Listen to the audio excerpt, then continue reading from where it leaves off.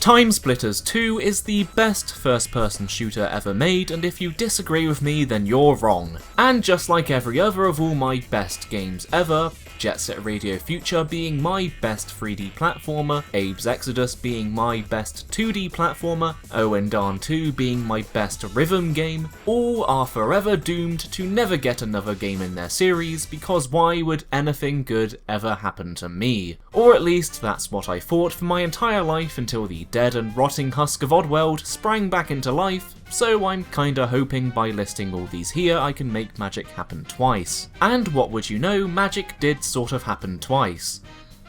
Kinda. Because for whatever reason, Timesplitters 2 made an appearance as an Easter egg in 2016's Homefront The Revolution. Now the badness of Homefront 2 is a topic for a whole different video, a video that I'm never going to make, but the most important thing about it is there's an arcade machine that lets you play Timesplitters. Now, I imagine most people watching this already knew this, but if you're like me, that's all you know. How does this port of Timesplitters 2 compare to the original? Now that's what I wanted to find out. Welcome to Port Patrol, the show where I look at weird, interesting, or knockoff ports of video games, and I think that this is probably the weirdest one I've done yet, as we take an in-depth look at the Timesplitters 2 Easter egg in Homefront The Revolution.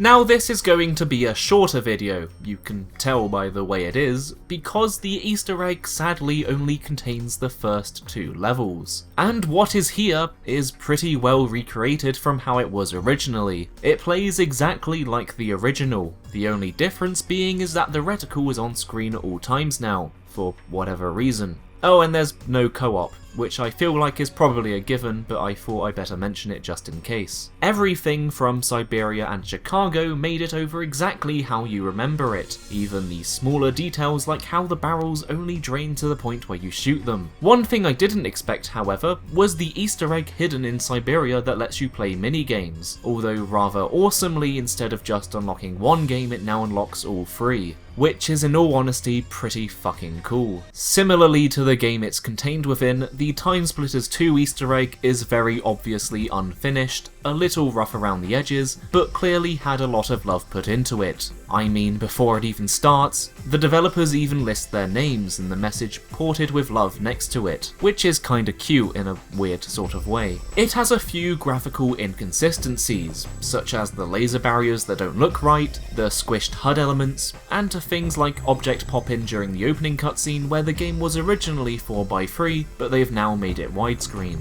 The whole Easter egg honestly makes me feel like it was originally part of a larger project, most likely a port of the entire game. But obviously the developers for Homefront went through quite an ordeal to get it actually out, so that just never ended up happening. Not that there's any official confirmation that this was ever the case, but I have to wonder why they'd go to so much effort if it was just meant to be an Easter egg. Why would they redo so many of the sounds? Why would they bother porting across all 3 minigames when 2 of them aren't unlocked until later in the game? Why bother displaying the opening cutscene when you can't resolve the story? Not to mention the missing 3rd level here is just screaming unfinished at me. And perhaps most of all, why would there even be a Timesplitters 2 Easter egg in this game in the first place? I mean, sure, the developers of this game, Dambuster Studios, largely consisted of members of the now defunct Free Radical Design, the original creators of Timesplitters. But it does still seem a bit off, doesn't it? It seems like too much effort to pour into a 30-minute Easter egg that is so late in the game that most people won't even reach it. It seems to me that there was probably a small team working on this port, but then when all the issues went down with the game's development, they realised they would never be able to finish it and so bunged it into Homefront so it's at least playable in some form.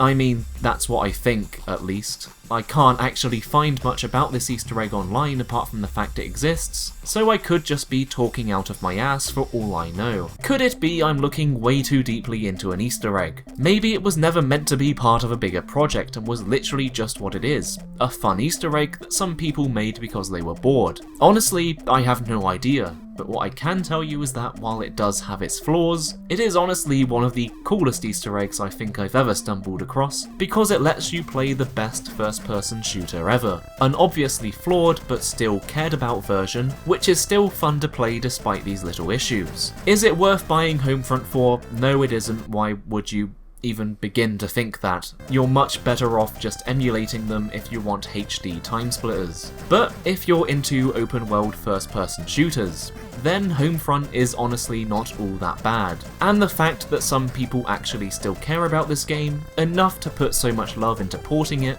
well, it kinda makes me hopeful that one day we will see Timesplitters return in some sort of official capacity. And no, Timesplitters Rewind doesn't count.